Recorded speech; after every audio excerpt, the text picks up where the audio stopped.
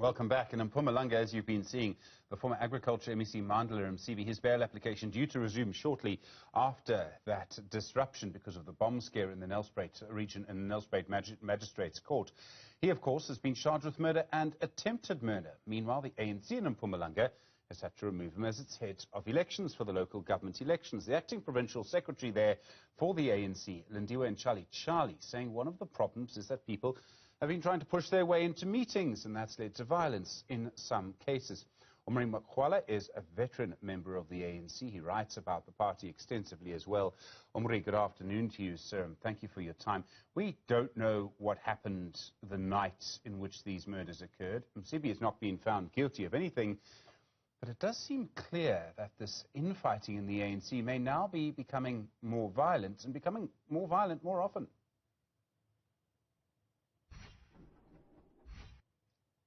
Oh yes, Stephen.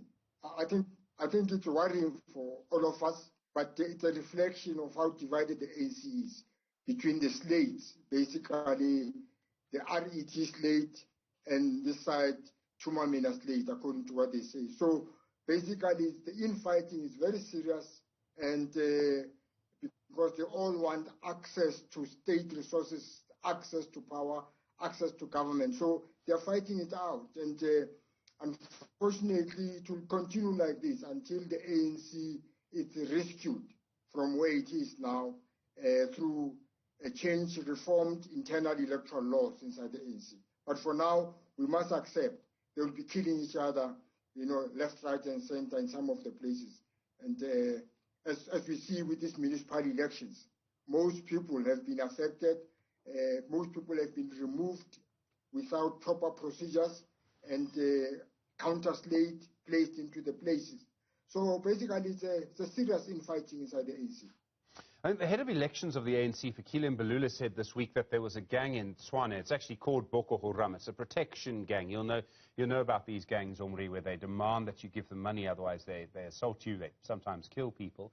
He said this gang was trying to infiltrate the list process in Tshwane. In other words, if I've understood him correctly, he says that a criminal gang is trying to get its members onto the ANC as councillors. And this is incredibly serious. Yeah, very, very serious, but that is true. That is true. That has been happening throughout the country. Of course, mostly Gauteng and KZN and Mpumalanga, where this thing has been flourishing, and a little bit in the northwest.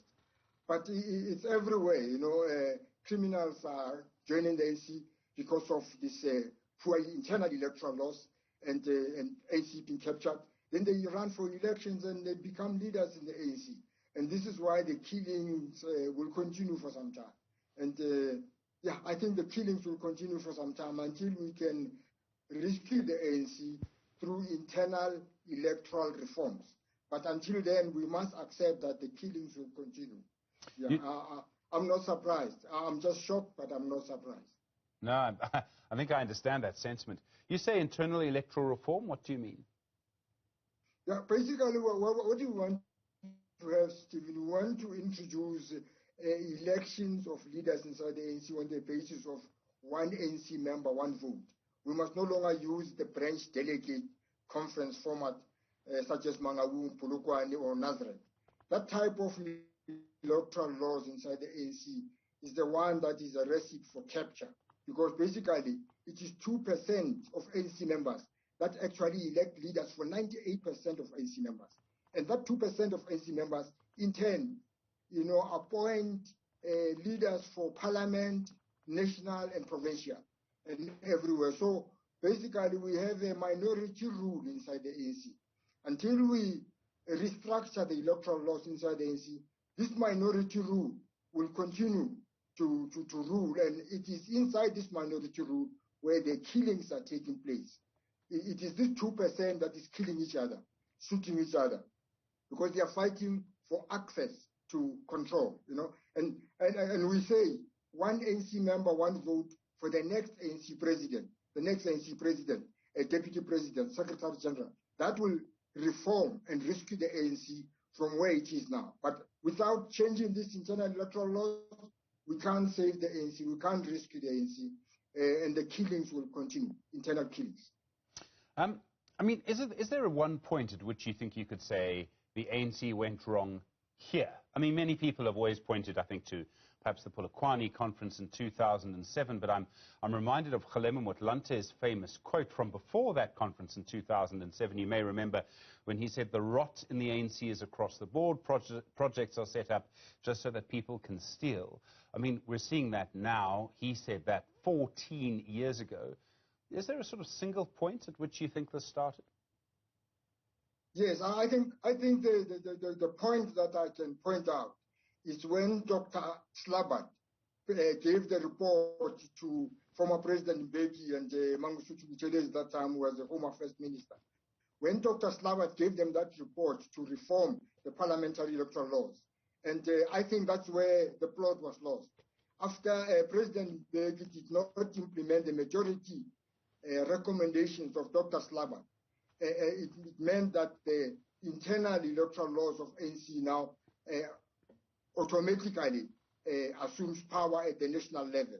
So it is through those laws, in parliamentary electoral laws, that the ANC has captured the state. So we have a combination of the two. As I say, I normally say it's a confluence of ANC internal electoral laws and the parliamentary electoral laws that has led to state capture. And the state capture comes because ANC is captured. ANC is captured because only 2% of ANC members attend this conference and elect the leaders. And that 2% is captured by the Guptas and the Watsons and so on, so on. And then from there, we're all stuck in this mess, all of us. But the killings will continue until we can reform these parliamentary laws and the internal electoral laws. I mean, in a democracy, you would think that there would be a consequence for this. In other words, if you've got a party where this is happening, there would actually be consequences. Voters would vote against you. To an extent, that's happening, but I don't know if it's really happening. How do you assess that? Look, I'm not surprised. You know, most people, respect, trust the ANC on the basis of the past. You know, remember, ANC is a brand. So it's got 100-year brand that has been, doing the best of things before these 27 years in government. And so it takes time for people to really accept that it is their ANC that has gone to this level where now criminals are running the ANC, criminals shoot each other inside the ANC, in the branch meetings, everywhere. You know, you can find a boxing ring in a branch meeting or shooting in a branch. So it's really shocking for most people. But they continue to vote for ANC because they believe that it's got the potential to correct itself. It's got the potential to correct itself. And this is why we believe that we should reform it, because in the past, ANC has had problems in the past throughout its lifespan. But ability to reform, ability to adapt to changed conditions externally and internally has made sure that the ANC survives. And we believe even now it will survive, but it has to reform. It has to reform internally, and we hope that parliamentary laws also will be reformed to allow the South African citizens to directly elect members of parliament so that we don't have to go via the 2% in charge of the ANC now. Some people get very frustrated with democracy in these moments.